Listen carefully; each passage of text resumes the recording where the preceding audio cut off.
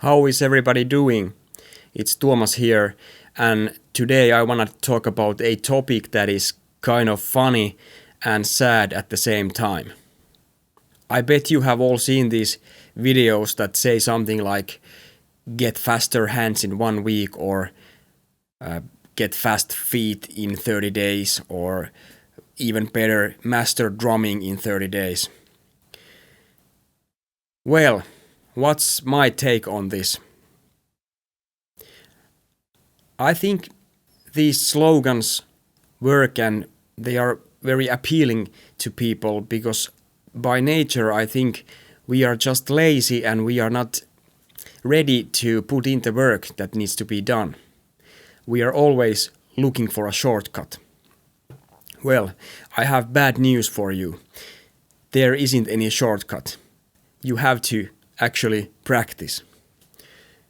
If we are talking about goal-oriented practice, so I'm not talking about drumming as a hobby or just having fun once in a month with the friends.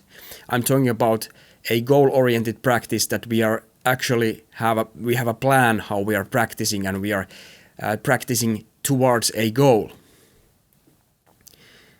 I think playing music and practicing an instrument, it's like it's a marriage between you and your instrument. So why should it feel nice all the time? If you have been 20 years with somebody, of course, sometimes you have to argue, right? So it's the same with playing drums or whatever instrument. I also understand completely that people are trying to find shortcuts because practicing in general, sometimes it's fucking boring. And when you admit that fact to yourself, everything gets easier. If we talk about drumming and technique practice, what does that actually mean? Well, number one is that we are learning mechanics and the muscle groups we are playing with. Few days ago, one of my friends from Sweden was here in Finland visiting me, and he's a personal trainer, and he told me this story about his client who was trying to do some kind of shoulder warm-up exercise or rotator cuff warm-up exercise, and he had put way too much kilos. So what he was trying to do, it wasn't anymore shoulders. He was trying to do the movement with his entire body like this. So my friend went there and asked him, what are you trying to do? Are you doing shoulders or triceps or what are you doing? And the client couldn't answer. Basically, the same applies to drumming. Too much tempo means too many pounds or kilos. Then we can't understand what part of our body we are using to produce movement if the tempo is too fast. So what are the things that prevent you from developing fast in drumming? Well, in my opinion, I can give you few examples. Number one, developing the muscles needed for the skill takes time. This was something I learned the hard way. When practicing a new skill, you may not have the muscles to do it. Number two, building the nervous system and mind-muscle connection takes time. You need to be able to feel what the right movement feels like to establish the skill. Then you can always return to the skill you have learned. Number three is my favorite. Stubbornness and lack of patience. Some days you may not have slept well or you may be tired from the previous day's activities. Then it can be wise to take it easy or reduce the number of kilos or tempo.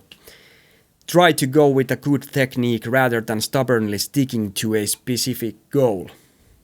Now I'm going to show you a clip where I interviewed my friend Sebastian Lanser from Austria.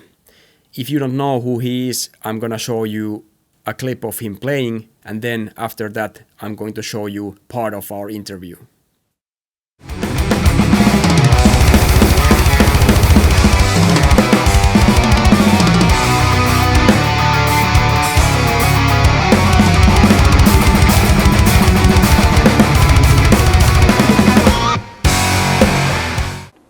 be aware that you need time to develop. So don't yet set yourself goals that you can't reach in that time frame, which is normally always too short, you know. So be aware that it takes a longer time to develop those skills, whatever they are, and go bit by bit. Like just take like small steps. So you work with the skills you have, not set the goals so high and the technical expectations so high that you like won't reach the goal. Yeah, that's a really good point, and also it's a great reminder that when you told that you practice 6 years with the swivel technique. So many people, many students come to me and they say like I need to practice this and this song, and after 3 months I have to play this song. And many times I tell them that it's impossible. You will hurt yourself and you won't achieve that. Many people lose their interest. If I told everybody like it's going to be 6 years, yeah man, 6 years and you get it, I wouldn't have any students anymore. But it's not always 6 years. But let's say like a proper feed technique, like the basic mechanics and stuff. Maybe 2 years would be like realistic. Not like stuff you play, but you know, when you start a new skill, that's a really good reminder and a really good point you're saying.